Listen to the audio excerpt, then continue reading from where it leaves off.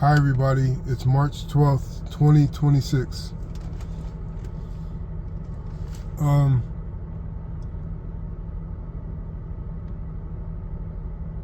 I've learned that the best advice that I've ever gotten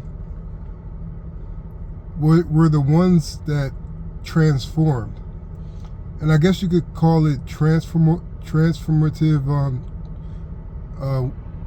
transformative advice in a sense, because what I mean by that is that when somebody tells me something that is truly wise or provocatively wise, the first thing I get from it is inspiration.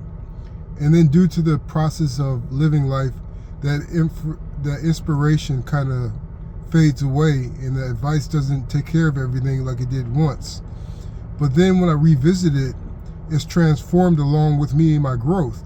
And it has a new truth and it has a new stream of wisdom that guides me to fortunate or progressing situations. So the deeper the wisdom of a piece of advice is how many times it can transform alongside your growth. How many times it could give you a return on its initial inception inside of your mind, inside of your consciousness. A good piece of wisdom lives with you for decades, and it grows with you, and it keeps on giving more and more.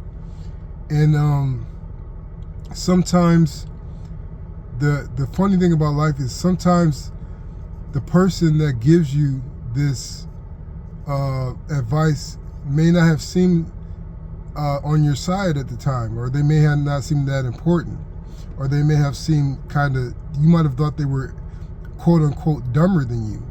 But with these pieces of information that transform with you alongside of you,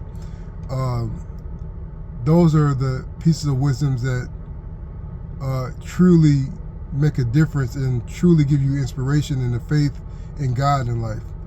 And so that gets me to thinking about withering convictions.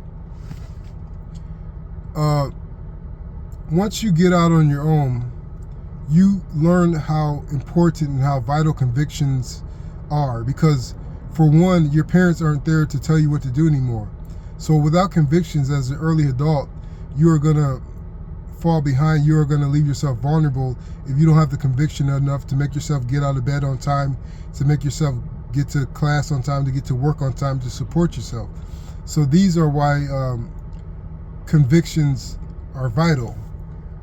And so once you get into that mode where you rely on convictions, when they start to wither and you start to when you start to fall back or relapse, or when you start to regress in your progress, you may think that withering convictions are the enemy, that they are a bad sign, that they are a signifier of a lack of character. And in certain cases that's true, but this is the initial introduction to dealing with convictions.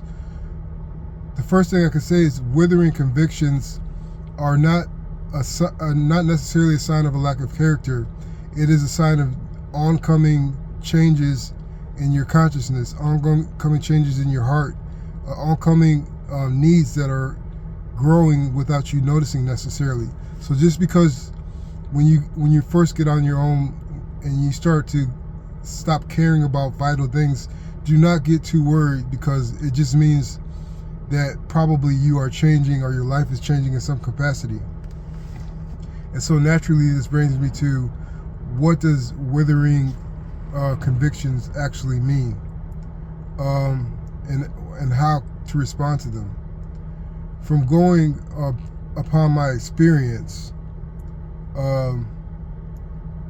the first thing that withering convictions teaches me, or has taught me, is not to let the anxiety of this death of a certain mental or conscious institution in you, don't let any dying institutions inside of you, don't let any concepts that are dying, that don't mean anything anymore, do not let the anxiety overwhelm you to to the point where you make erratic and irresponsible decisions, where you make yourself vulnerable and paranoid and susceptible to influence with things like addictions, with things like bad relationships, with things like risks that have no good return on taking them. It taught me, Withering Convictions taught me to just observe when this happens. Just live life, go on. I don't have to be perfect, I don't have to do everything right, but just go on and try to withstand the effects of what the anxiety is trying to cause you to do, trying to cause you to alleviate the anxiety by causing harm in other areas of your life. And the last thing I could say about Withering Convictions is that Withering Convictions are sometimes the path to peace. You don't have to let your life slide by the wayside. You don't have to become a pauper on the street in order to let all your convictions wither.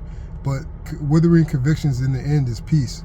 It's letting things happen, letting mental events, mental apocalypses happen, or whatever. Just letting death happen in your mind into your concerns. Just letting your concerns die, letting your worries die, letting your frets play out and fizzle out on their own.